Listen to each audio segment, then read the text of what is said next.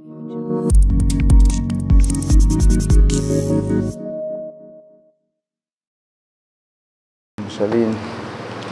Sayyidina Muhammadin wa ala alihi wa sahbihi ajma'in. Wa itu ta'ala wa ta'lim wa tazakkura wa tazkira wa nafa'a wal intifa' wal ifadah wal istifadah. Wa la hasa 'ala tamassuki bi kitabillah wa sunnati rasulih wa du'a ila al-huda wa dalalata 'ala al-khair. Ibtigha'a wajhillah wa qurbihi wa sawabihi subhanahu wa ta'ala. Allahumma inni as'aluka ilman ladunni wa mashraba safihan ya wahabu ya ghani. Qala al-muallif rahimahullahu ta'ala wa nafa'ana bihi wa bi ulumihi fid dharain amin. Rabbi yassir wa la tu'assir wa tamim bil khair wa la hawla wa la quwwata illa billahil aliyyil azim. Ilahi anta maqsudi wa ridhaka matlubi, a'tini mahabbataka wa ma'rifataka. Allahumma bihaqqi sayyidina wa maulana.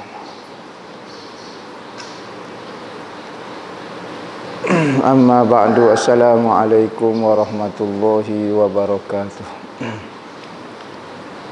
Berkata Syekh Abdul Somad Al-Falimbani dalam kitab dia Hidayatus Salikin fi Suluki Maslakil Muttaqin, sehinggalah perkataan dia as-saniyatu wa salasun annahum ahlul karam yaumal qiyamah li karamatihim 'ala Allah ta'ala. Ke-32 kelebihan ahli zikir. Kelebihan ahli zikir ke-32 bahawasanya orang yang membanyakkan zikrullah ta'ala itu iaitu orang yang amat mulia pada hari kiamat, kerana mulia mereka itu atas Allah Ta'ala. Allah Ta'ala mulia ke orang yang menyebut nama Allah Subhanahu Wa Ta'ala. Lah ni orang nak dapat kemuliaan di sisi Tuhan, tapi nama Tuhan tak aja sebut. Nama dunia, nama makhluk duduk sebut paciroh. Tiba-tiba apabila hari akhirat, hari Tuhan, nak suruh nama dia disebut. Siapa dia nak sebut nama kita? Tetapi orang yang sentiasa menyebut nama Allah Subhanahu Wa Ta'ala, maka dia akan jadi orang mulia pada hari kiamat. Tuhan akan sebut dia, Tuhan akan mulia ke dia kerana dia duduk mulia ke Allah Ta'ala pada hari-hari dunia. Maka kita kalau nak jadi orang mulia, banyak sebut nama Tuhan. Tak payah, sebut saja nama dia, maka kita akan jadi orang mulia. As-salisatu wa salasun, yang ke-33, anna ahla zikri yarta'una fi kulli waqtin fi riyadil jannah. Ke-33 bahawa orang ahli zikir itu bermain-main dan mengambil buah-buah mereka itu pada tiap-tiap waktu di dalam kebun syurga, kerana sabda Nabi sallallahu alaihi wasallam, "Iza marartum bi riyadil jannah farta'u fiha." Wa qila lahu wa ma riyadul jannah, qala majalisuz zikri, wa fi riwayatin hilakuz zikri. Hadis riwayat Imam Tirmizi, Imam Ahmad, Baihaqi. Artinya, apabila kamu lalu dengan kebun syurga, lalu di kawasan yang dipanggil kebun syurga, sekalipun tempat tu buruk, sekalipun tempat tu tidak mewah, sekalipun tempat tu tak selesa, tetapi Nabi panggil tempat tu kebun syurga. Nabi kata apabila mu lalu dengan kebun syurga, maka ambil oleh kamu akan buah-buah dia. Berhenti singgah, makanlah buah-buah di dalam kebun tu. Tengok Nabi kecek kiasan. Majlis zikir ni, tu maksud dia. Maka sahabat bertanya, dan apakah kebun syurga itu ya Rasulullah? Atas muka dunia ni ada ke kebun syurga? Ada, Nabi kata. Maka sahabat bertanya, gapo dia, tepat gapo dia dipanggil kebun syurga? Sabda Nabi, iaitulah tempat perhimpunan duduk zikir. Ada kata majlis zikir. Ada riwayat kata hilaku zikri. Hilaku maknanya halaqah, jamak daripada kalimah halaqah. Apa maksud halaqah? Ni bulat tu. Sebab tu sunat kalau kita nak berzikir, nak mengatik, nak gapo, boleh-boleh sterik pun boleh. Tetapi sunat wak bulat tu. Kerana ada manfaat dia, Nabi sebut kumpulan halaqah ataupun bulat tu. Halaqah ni maknanya bulat tu. Sunat duduk dalam keadaan bulat. Kerana nak dapat fadilat sunat cara berzikir. Nak zikir sambil sterik boleh, zikir lagu mana pun boleh, tetapi ada riwayat Nabi kata bulat teh zikir. Sunat duduk dalam keadaan. Sebab tu kita tengok orang mengatik, dia tak duduk sterik. Dia duduk bocu. Pok kita kan minat duduk bocu. Duduk keliling lagu tu, nak ambil fadilat. Nabi kata zikir dalam keadaan bentuk bulat lagu tu. Maka dalam syurga Allah Ta'ala, dalam dunia lagi pun Allah Ta'ala sebut, Nabi Muhammad sebut, kata majlis zikir ini adalah taman syurga. Apa maksud taman syurga? Tempat yang disebut nama Tuhan. Tempat yang kita rasa tenang di dalam tempat itu, maka hak tu dipanggil syurga. Kerana syurga tidak lain tidak bukan hanyalah ketenangan dan keabadian dan kebahagiaan. Maka mana-mana tempat yang kita rasa bahagia dan tenang, syurga dah tu. Tak syarat kata tunggu di syurga tu. Syurga lah ni pun ada dah. Sebab Allah Ta'ala kata syurga tu ada dua. Syurga ajilah dan syurga ajilah. Syurga ajilah, syurga yang akan datang kita masuk hari kiamat. Syurga ajilah, syurga yang disegerakan, yakni sifat tenang, sifat khusyuk, rasa kebahagiaan, itulah syurga. Maka orang-orang mukmin sudah merasai syurga sebelum daripada memasuki syurga. Orang mukmin dia sudah rasa dah syurga sebelum lagi ia masuk syurga zahir ni, syurga batin dia sudah masuk dah.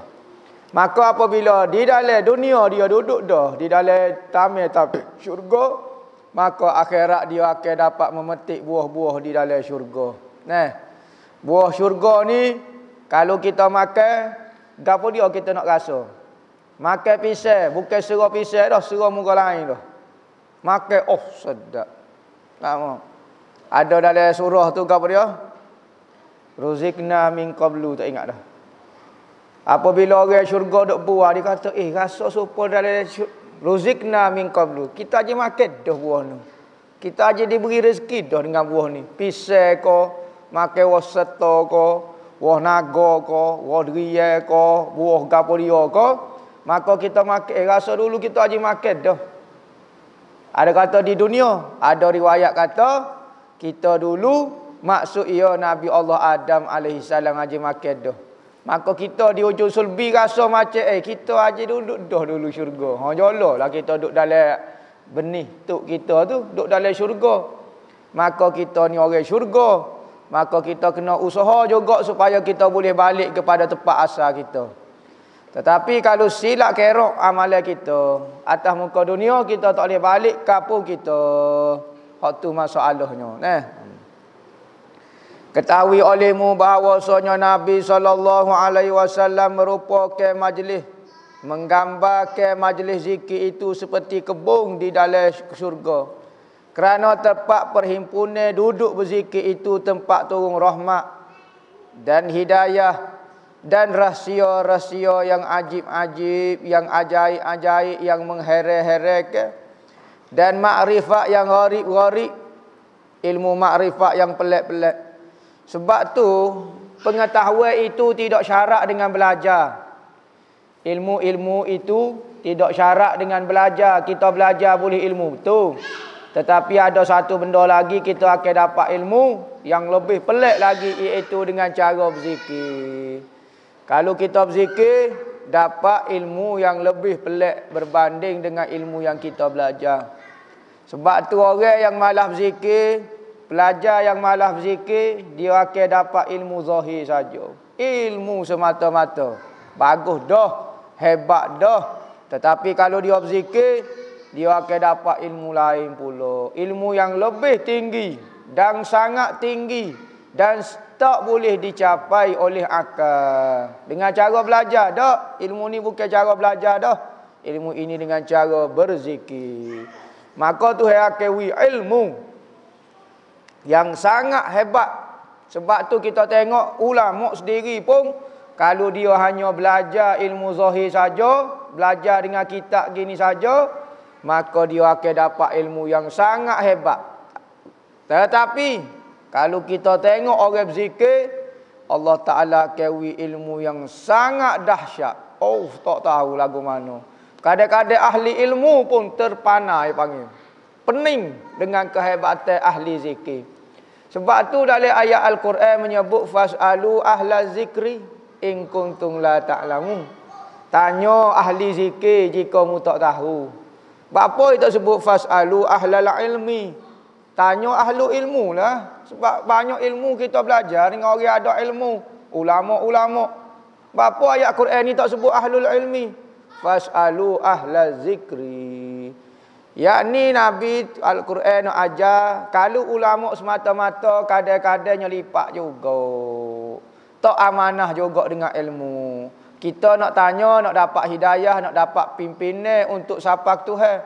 Tiba-tiba dengan ilmu dia, tak sapa juga. Apa? Sebab tak ada zikir dalam hati dia. Maka Nabi suruh sebut ahlu zikri. Sama ada dia ahlu ilmu, kau apa dia. Hak penting dia ada zikir tu penting. Maka orang yang berzikir, nescaya dia akan pendapat yang sangat hebat, yang sangat tepat. Firasat dia hebat sangat. Sebab tu kalau kita tengok ulama-ulama pun kita terasa kehebatan. Masya Allah kita tengok ilmu dia nak rebah kita tengok. Tetapi ulama hok ada zikir, kalau dia kecek sepatah senyap habis orang. Tu. Jangan jadi ahli ilmu semata-mata. Sebab itulah ahli ilmu semata-mata Allah Ta'ala sebut ahlu zikir itu penting. Ahlu zikri. Tu rahsia antara kalimah apa sebut ahlu zikri in kuntum la ta'lamun. Bukan kata kita tanya ahli zikir tak tahu apa hukum akal menalik. Demo rajin zikir rajin. Tanya buku semaya tak erti. Hak tu tak suruh tanyalah. Tanya berkaitan dengan nak sapa Tuhan. Boleh. Kalau tanya hukum akal tak erti apa ahlu zikir. Hak molek lagi, dah lah ada ilmu. Ahli zikir dah pula. Sama banyak. Dia baca kitab dengan dia berzikir sama banyak. Baru balance. Sebab tu, pondok kita buat sama banyak lagu tu. Kalau orang cenderung kepada ilmu saja, kurang berzikir, lemah lalu rohani dia. Kalau orang berzikir saja, malah mengaji, masalah juga. Pening belaka. Jadi kena balance belaka. Ilmu pun ada, suluk zikir pun ada, dakwah pun ada. Balance belaka. Dia kata dan makrifat yang gharib-gharib. Ni tak boleh ni. Sebab tu ahli zikir, kalau kita kecek dengan dia, jangan tanya kitab. Sebab ilmu dia bukan ilmu kitab. Kalau ilmu kitab, ilmu ulama. Ilmu ahli zikir, direct daripada Allah dipanggil ilham. Sebab tu dia panggil makrifat yang gharib-gharib. Pelik weh demo weh hujah lagu ni syarah hamba tak biasa dengar. Sebab hamba tak ambil dalam kitab pada demo ambil mana? Ilham mari berok ke atas kepala, mari maka hamba kecek menurut ilham semata-mata. Sebab tu kitab-kitab orang-orang popok dia kebanyakannya kalau kecek melalui ilham tak ada sumber daripada kitab. Saya tak nampak. Perasaan saya nampak pada masa tu lagu ni. Berok. Ilmu ilham. Cuma tak semua ahli zikir lagu tu. Ilmu dia dipimpin dengan zikir dia, maka Allah Ta'ala wi ilmu direct. Lo ni menipu kahau. Menipu ramah hok menipu. Ahli zikir pun menipu, ahli ilmu pun menipu, jual kuih pun menipu, macam-macam semua orang duduk dalam penipuan belaka. Maka kalau hak betul sungguh, pegailah dia ahli zikir tu, insya-Allah ia jadi panduan kepada kita. Yang didapat oleh orang yang berzikir, semua tu dapat oleh orang yang berzikir, rahsia-rahsia hak tak boleh nak tahu. Apabila sebut rahsia, benda ini bukan mudah nak perolehi. Tak temu dalam kitab sebab benda rahsia. Kalau temu dalam kitab, benda ni bukan rahsia dah. Sebab tu ilmu orang-orang ahli zikir yang tak ada dalam kitab, sebab ilmu dia rahsia. Kadang-kadang sama-sama ahli zikir dia mau sore waktu ambo tak biasa dengar ni. Oh, rahsia ke? Kalau semua suhudah tak jadi ganah laman. Nama rahsia dah. Ada rahsia boleh diberitahu, ada rahsia tak boleh beritahu. Benda itu tetap menjadi rahsia. Bahkan ada satu ibarat pokok dia sebut ifsya'u sirri kufrun. Membuka rahsia-rahsia ketuhanan itu kafir hukum dia. Rahsia benar siapa kata? Oh, balik sana mata-mata SB. Oh, tak boleh beritahu kok siapa-siapa. Apa yang kita perolehi dalam hati kita wak senyap sudah. Kecuali kita beritahu kepada guru kita supaya kita dapat alamat apakah maksud dia. Ada alamat boleh diberitahu, ada alamat ia senyap ya. Tu rahsia demo. Hamba tak boleh nak beritahu. Setiap orang akan dapat habuan masing-masing. Seperti kita pergi masuk satu kedai tomie. Oh, makan tomie. Tomie ni suhu sedap. Semua orang pergi makan sedap belaka. Kita pergi kawan ni makan. Ambil sudu sore. Okey, bismillah. Sudu. Hak ni makan sudu. Hak ni kekeh di sayur. Lagu lain rasa. Hak ni kekeh di lada rasa lain. Tomie yang sama. Tetapi sudut pandangan dan habuan tu masing-masing boleh. Sebab tu kita tengok 100 orang guru, 100 orang cara. 100 orang PA perangai. 100 PA, macam-macam ilmu. Rasa dengan ilmu dengan hak ni banyak dah. Pergi jumpa dengan orang ni lagu lain pula dia cara. Sebab itulah di dalam tafsir ada satu jenis tafsir Al-Quran dipanggil tafsir isyari. Apa maksud tafsir isyari? Tafsir sufi. Orang sufi mengarang satu tafsir, tafsir isyari dipanggil. Tafsir isyarat saja. Ayat Quran ni kecek bab muka lain, tetapi dia mengisyaratkan kepada satu benda. Dia mengarahkan kepada satu benda. Dia nak menunjukkan satu benda. Maka dia syarah tu. Kita ada sebut tafsir hak zahir ni lah. Tak salah juga, betul juga.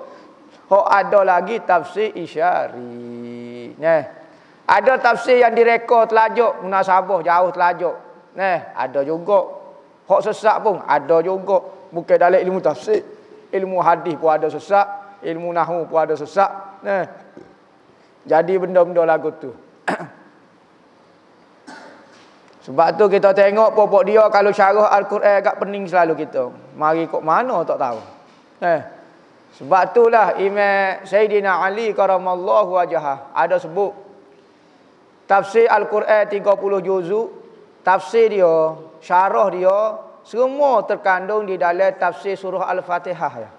Surah Fatihah 7 ayat tu, semua 7 tu kalau kita baca faham betul-betul supaya dengan 30 juzuk dah duduk situ. Tafsir dia, cerita pun duduk situ belakang. Dia panggil isyarat dah tu. Tak munasabah 30 juzuk terhimpun dalam 7 ayat ya. 7 ayat surah Fatihah hak terkandung tafsir 30 juzuk itu terkandung dalam tafsir bismillah saja. Bismillah kau halus. Dalam bismillah tu seluah-luah tafsir dia sehingga ke tafsir dia supaya 30 juzuk masuk tafsir Fatihah supaya dalam Fatihah terkandung di dalam tafsir huruf ba saja. Sudah. Katanya orang makrifat kau dalam dah tu. Dia kata 30 juzuk hamba boleh peringkah jadi surah Fatihah. Fatihah hamba peringkah pula jadi bismillah. Bismillah hamba peringkah pula jadi huruf ba. Ba apa dia maksud? Bi kana makana bi yakunu mayakunu. Bi apa maksud bismillah? Kita baca bismillah ba kalimah mula-mula tubik di mulut kita. Tahu mana mula-mula kalimah tubik di mulut kita huruf ba?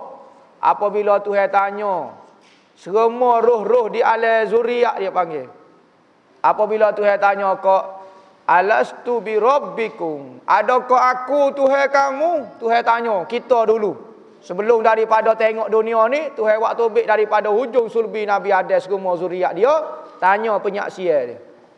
Adakah aku Tuhan kamu? Maka kita bertutur dengan kalimah ba mula-mula. Bala, bala. Nah, ba dulu. Bala. Boh ke ya Allah, tentu dah mu Tuhan kami. Syahidna Tuhan kata. Kami akan jadi saksi. Ingat perjanjian ni. Maka Allah Ta'ala pun buat perjanjian tu, dia letak di dalam Hajarul Aswad. Gulung kertas tu dia. Sebab tu orang yang kucuk Hajarul Aswad, orang yang membaharukan perjanjian dia dengan Tuhan di Al-Zurri dipanggil. Al-Zurriyat. Dulu dia pernah berjanji dengan Allah, maka kita pergi cium surat tu lah kita kata. Surat perjanjian tu. Tu bala. Apa bala? Bo bagi atas. Ya, sesuai dengan keadaan tu. Soalan mengenai ketuhanan sesuai dengan jawabnya bagi atas.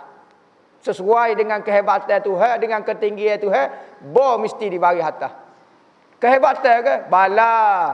Tak boleh baca bila, bagi bawah, tak comel, rendah sangat.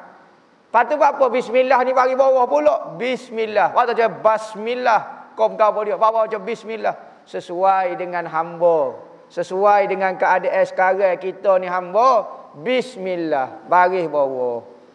Bikana makana biyakunu mayakunu. Telah adalah katanya Tuhan, barang yang telah ada dengan sebab aku. Bi, dengan sebab aku. Ai bi sababi, dengan sebab aku telah ada barang yang telah ada. Bi ka biyakunu mayakunu, dan dengan sebab aku juga katanya Allah akan ada barang yang akan ada. Biyakunu mayakun. Maka ulama pula tafsir bokana bikana semua ni terkandung pula tafsir di dalam titik Allah Rabbi. Titik dah pula. Titik ni nuktah dipanggil. Apa maksud nuktah? Satu benda yang sangat halus. Permulaan segala bentuk dan rupa. Kita nak membentuk sesuatu mesti bermula dengan titik. Nak tulis huruf alif. Titik dulu. Tak ada orang pakai kurang tu, mesti kena titik dulu baru tarik. Maka titik alif bermula daripada titik membentuk manjal lagu ni huruf alif. Ba, mesti tetap ba, titik dulu baru kita tarik huruf ba.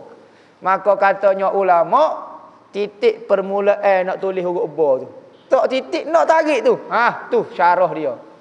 Ada kata dak, titik yang berada di bawah huruf ba tu. Titik huruf ba berada di bawah, titik huruf nun berada di atas. Gapo dia maksud di bawah? Dia syarah dah pula.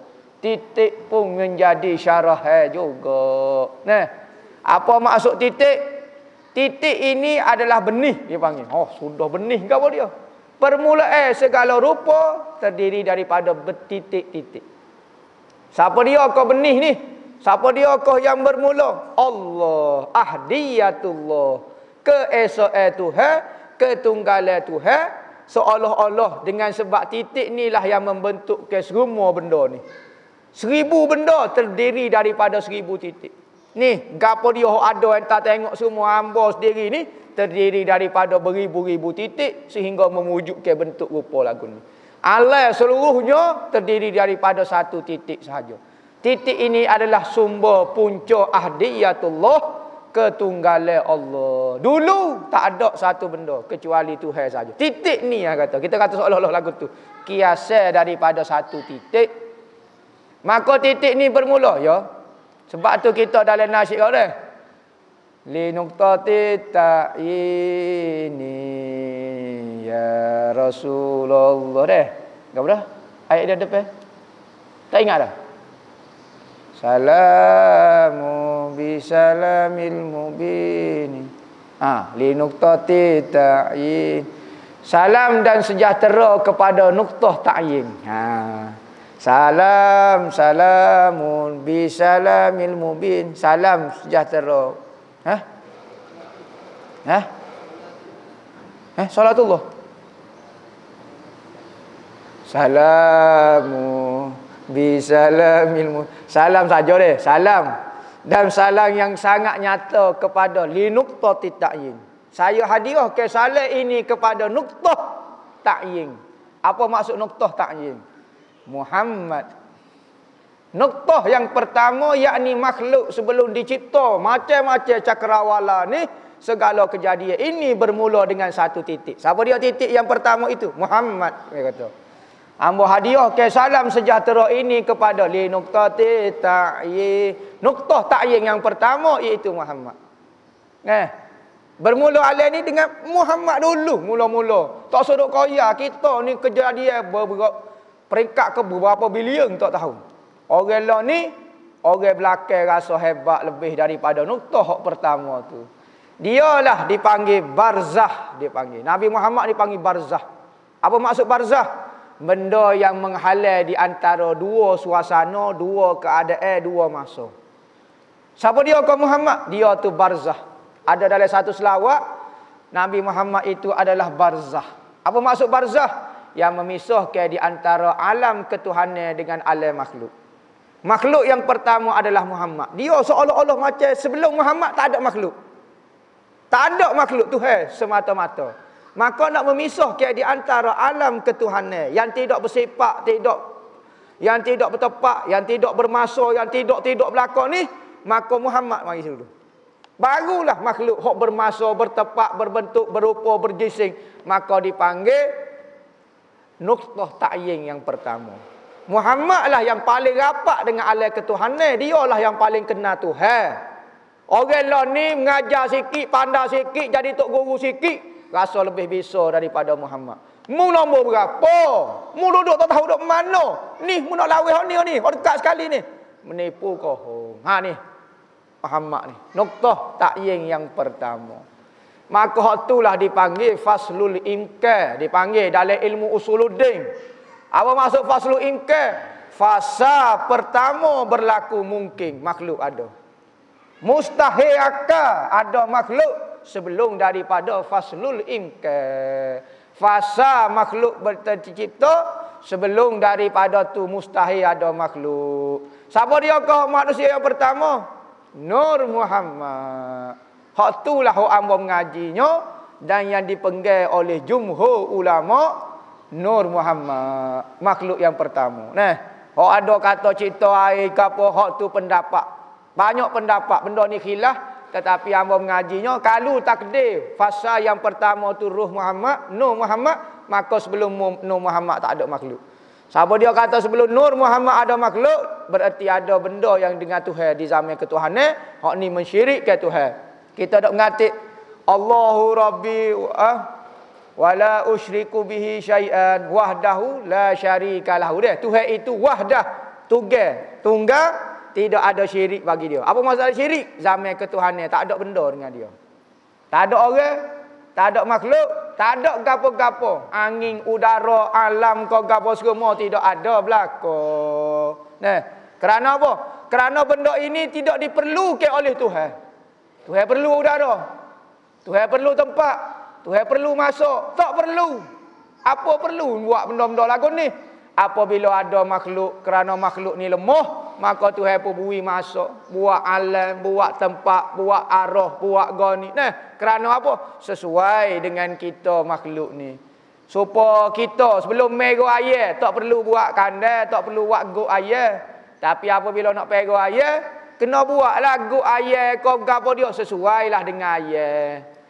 Jadi kalau tak ada guk ayat sebelum daripada ayat ada, tak panik. Muka tuai dia, ya bukan duduk dalam guk. Dia ada tempat dia.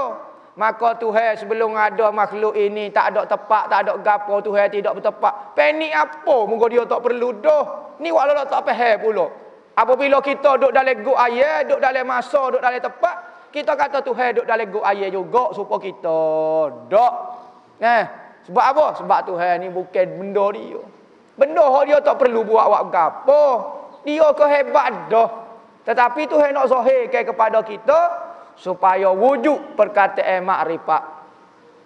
Supaya timbul orang tahu kehebatan dia, maka Tuhan cipta makhluk. Maka tujuan makhluk adalah nak mengetahui, nak makrifat ke Allah.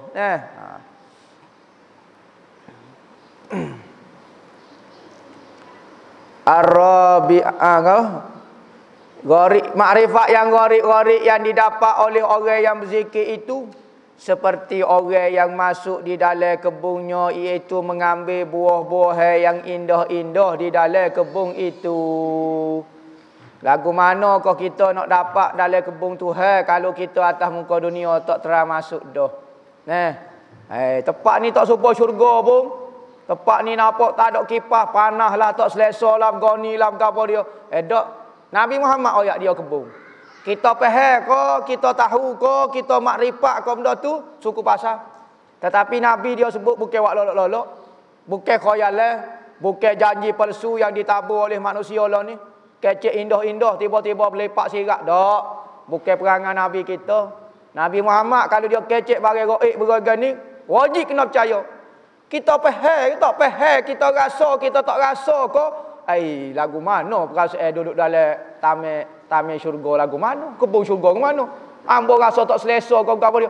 Demo rasa tak rasa kena percaya. Nak kata lagu mana muka Nabi royak. Cakap kita kata tak percaya ke demo, kata Nabi nipu pula. Ambo kena percaya ke Nabi. Ambo demo nipu lah ni. Demo fikirlah dia, biar demo mikir buat supaya Nabi kata biar jadi sungguh. Nabi tak tipu. Banyak mana orang rasa. Kalau kita tak rasa tu suku pasal.